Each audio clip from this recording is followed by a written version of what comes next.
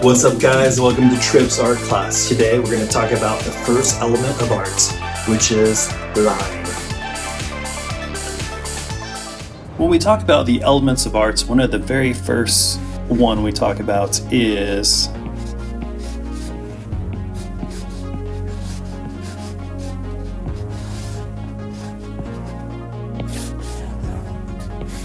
line. Now there's many different types of lines, so we're going to go over them right now. One of the most basic lines is a very simple horizontal line. Now that's not super straight, we'll just go ahead and make it a little bit more straight, like that. And then I'll go ahead and label that. Be sure to write this down in your sketchbook.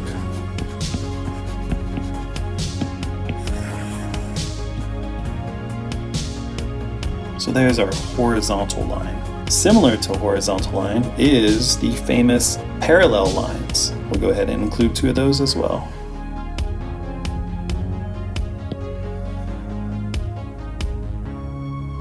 Now parallel lines run parallel to each other, as you can see here.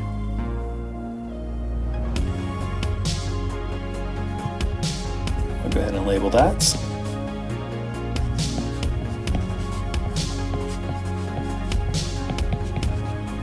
So those are parallel lines. Also, we have the super fun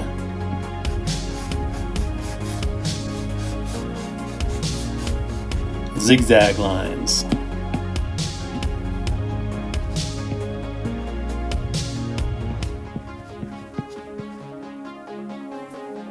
Beyond that, we have some of the more basic ones. We have the up and down line, which we call in art vertical. And we also have the diagonal line.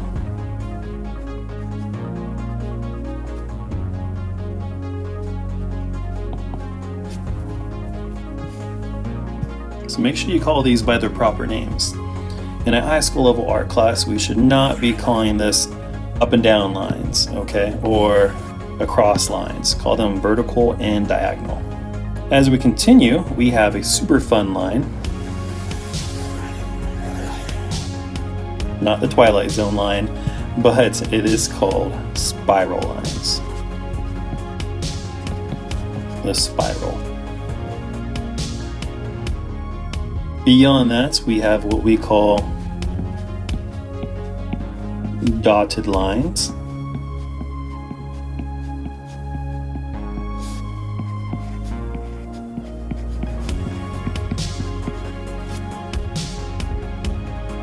And we have the really basic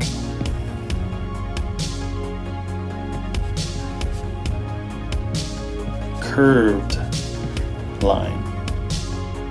And we also have what we call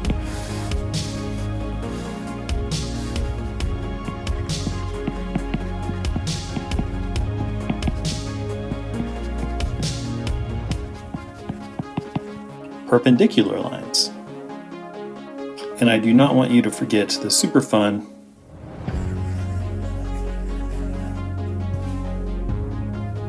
wavy lines. You could also call these curly lines. Beyond that, we have long lines and we have short lines. We have thick lines and we have thin lines. Okay. I'm not going to even write those out because they are super basic and I'm pretty sure everyone knows those. So there are many kinds of lines that we can use to make art, and you get to decide which ones you're going to use to make the type of art that you want to make.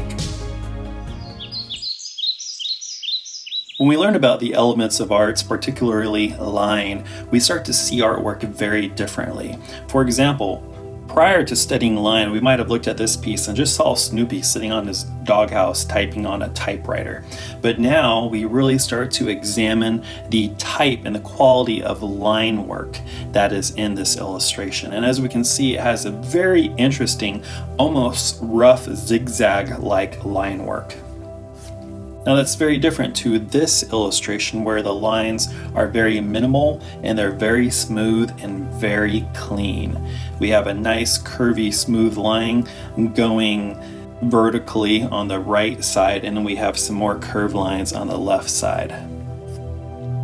Now this is a piece by one of my favorite artists, Scotty Young, and it's Snoopy as well, but it's a very different take on Snoopy where we have some very powerful line work. We have variety from very thick lines to very thin lines, and if you pay attention to the outlines of the piece, you'll see that the outlines include a lot wider and thicker line variety than the inner lines, particularly the hatching. Now this is a piece by Jim Mafood, another very talented contemporary artist, and his line work is brilliant as well. As you can see, some very loose, thick lines paired with some very, very thin lines that almost come off as a sketch-like style. Now here is a classic coloring book. Now with coloring books, typically the lines are pretty clean and they don't vary too much. And if you look at the line work here, there is some slight variation in the width of the lines, but a lot of it is just very, very clean and very, very simple. In this unicorn illustration, we see a lot of variation of line thickness. So some lines are very, very, very thick where they almost take on a shape, whereas other lines are very, very thin, and you can see a wide variation of lines here in their width and thickness.